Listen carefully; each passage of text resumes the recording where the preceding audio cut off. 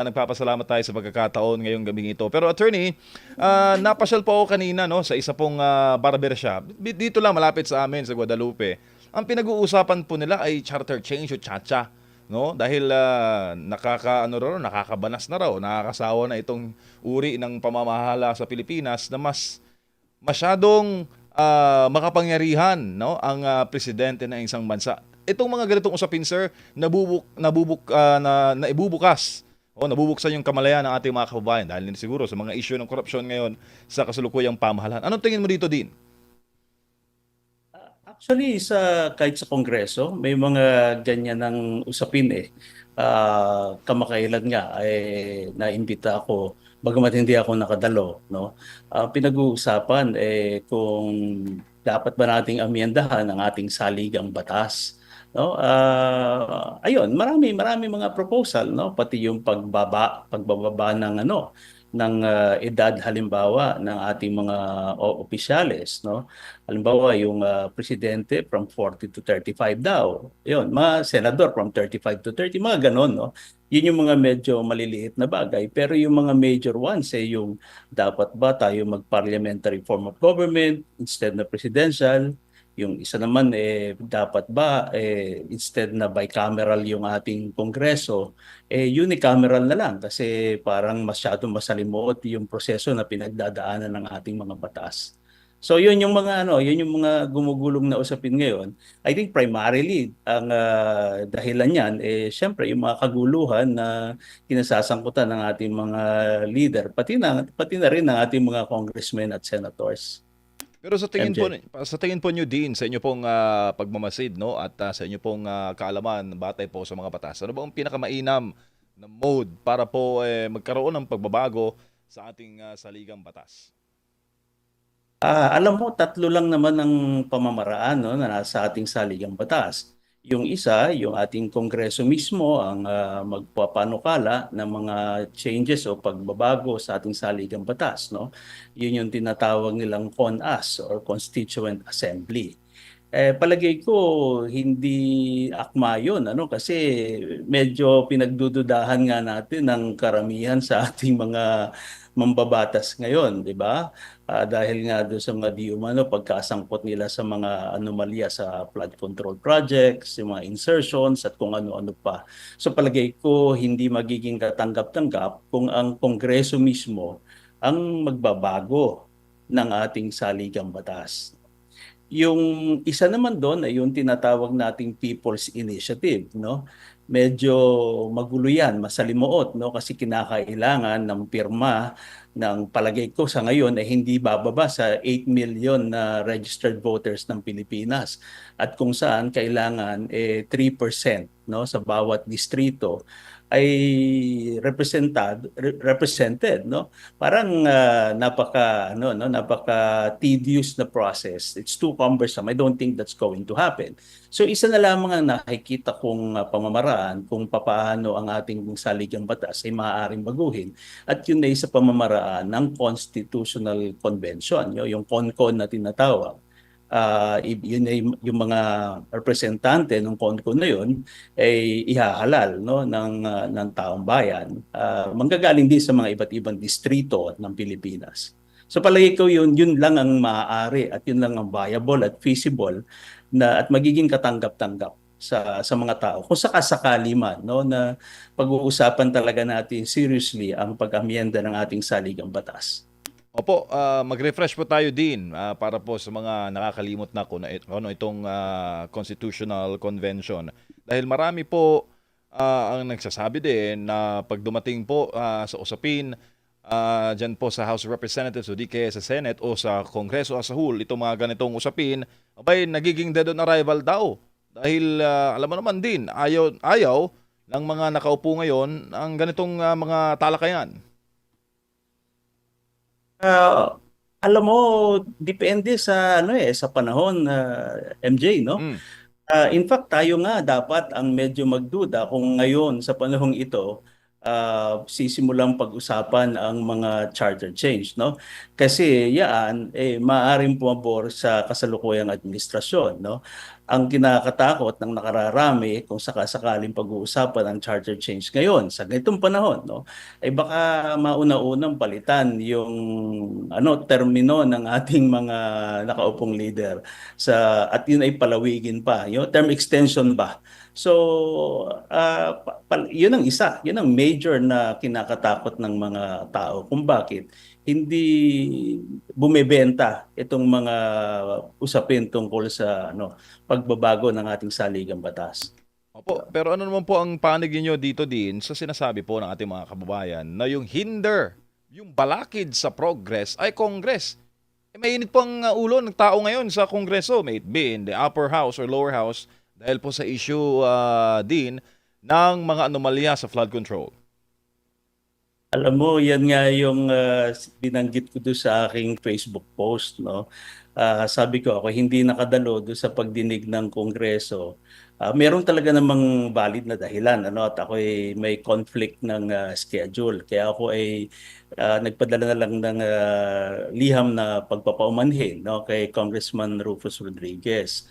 Sabi ko hindi ako makapunta. Pero ang totoo noon, ang isa pang rason, sabi ko baka hindi magustuhan ng mga congressman natin yung aking imumungkahi, no? Kasi dahil nga marami sa kahanay nila ang involved dito sa kaguluhan ito, sabi ko ano kaya at tanggalin na lang natin at i-abolish natin ang Kongreso, no?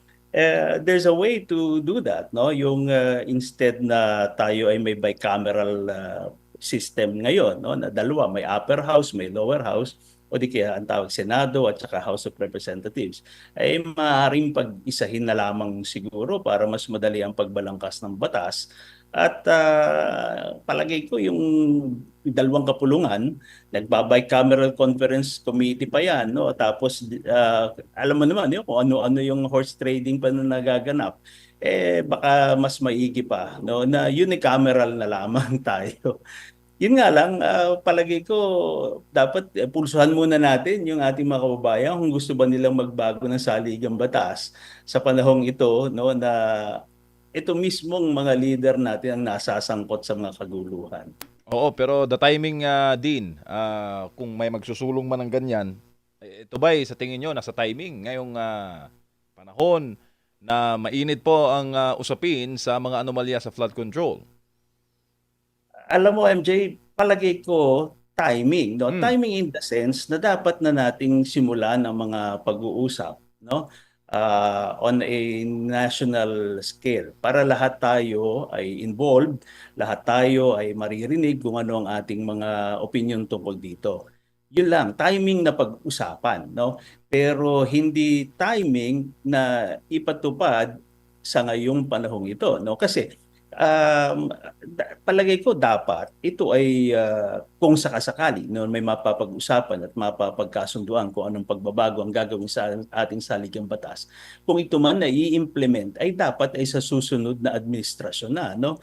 Para yun yung term extension ay hindi mababalangkas. Alam mo yon? Kasi talagang meron tayo ng issue ng kumpiyansa eh.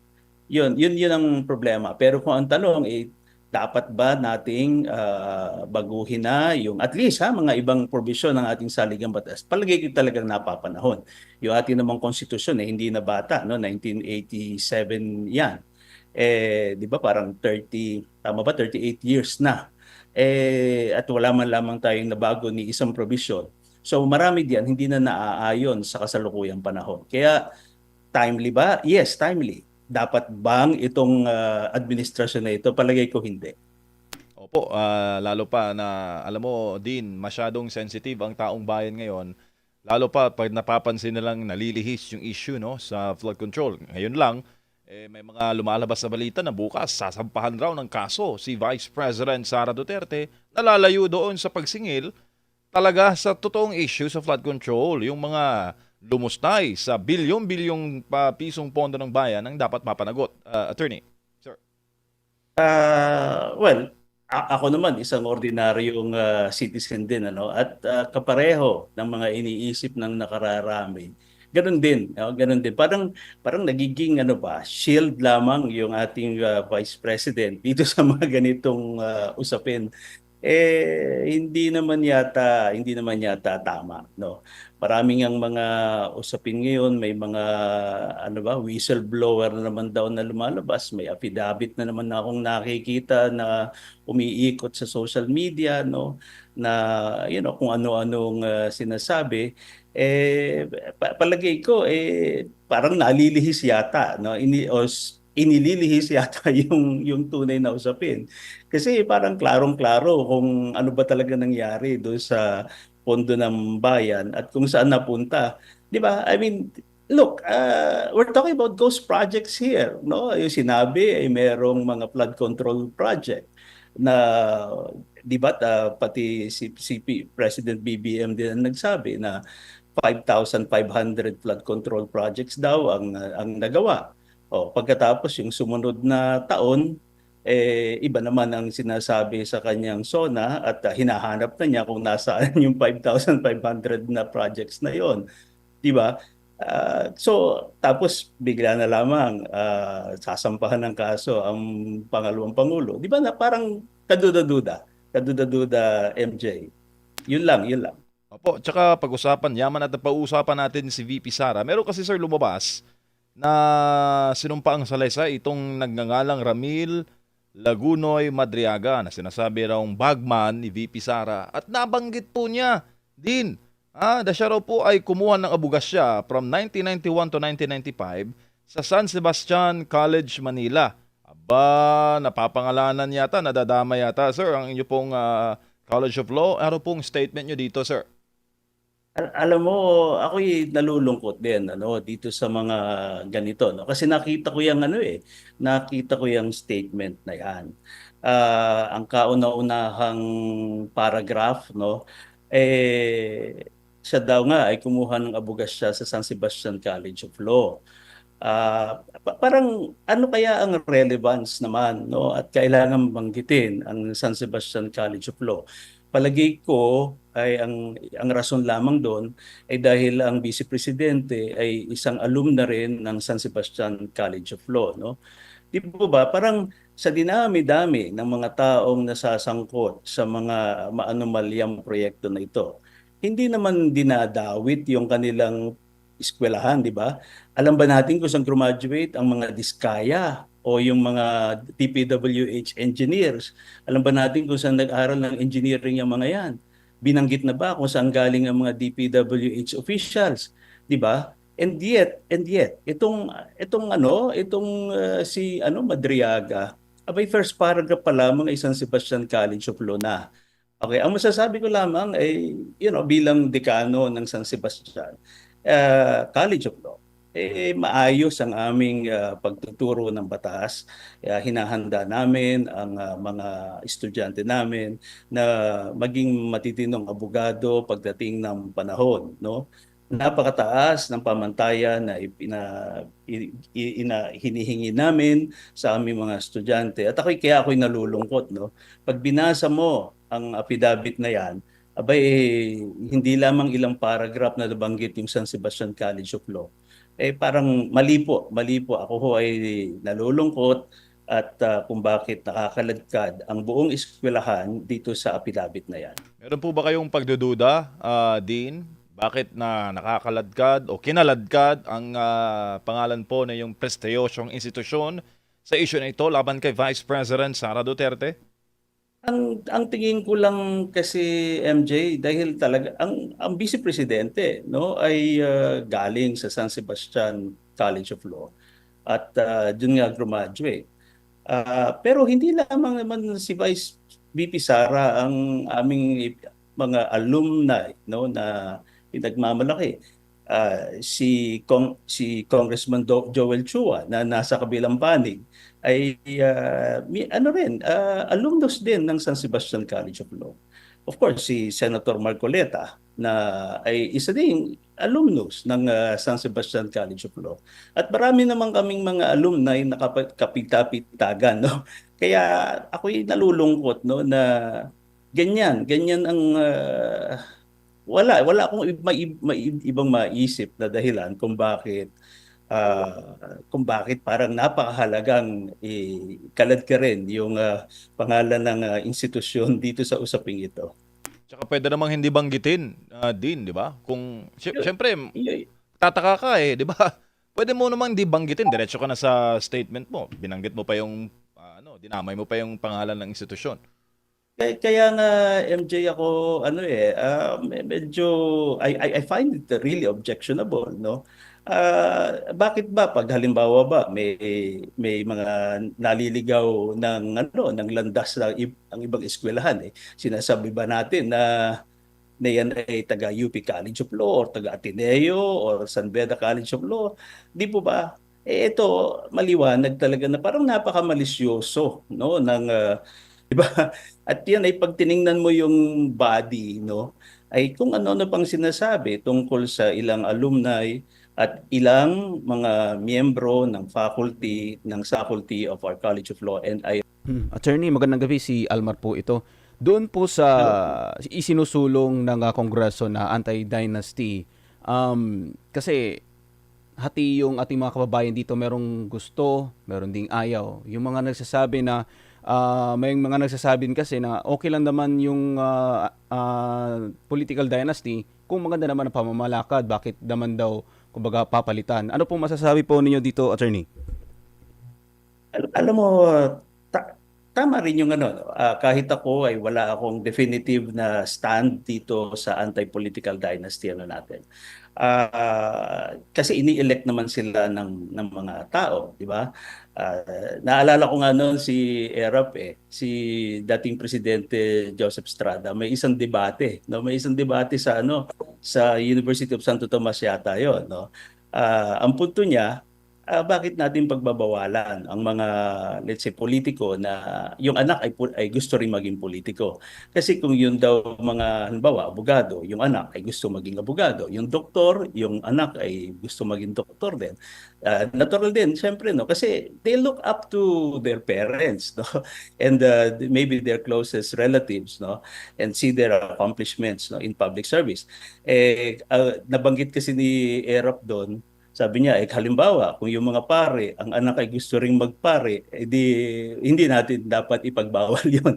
Pero mali yun, syempre, no? Kasi yung mga pare, dapat walang anak, no? Anyways, that is one argument against this mga anti-dynasty measures, no?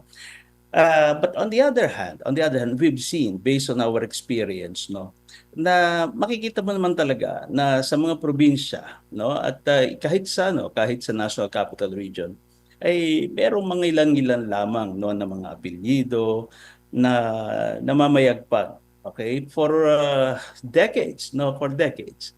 Okay? Uh, at uh, at talagang parang maaari mo sigurong sabihin kung ikay maglalagay ng some kind of correlation between yung lack of development ng ilang lugar sa atin. Maaaring may correlation kasi nga meron tayong mga political dynasties na namamayagpag dito sa atin. But then, no, kailangan talaga itong pag-usapan ng malalim. Kasi alam din natin naman na may mga lugar na natitibag nila yung political dynasty. Tapos, ang nangyayari, may umuusbong lang na bago. So, ano bang, di ba?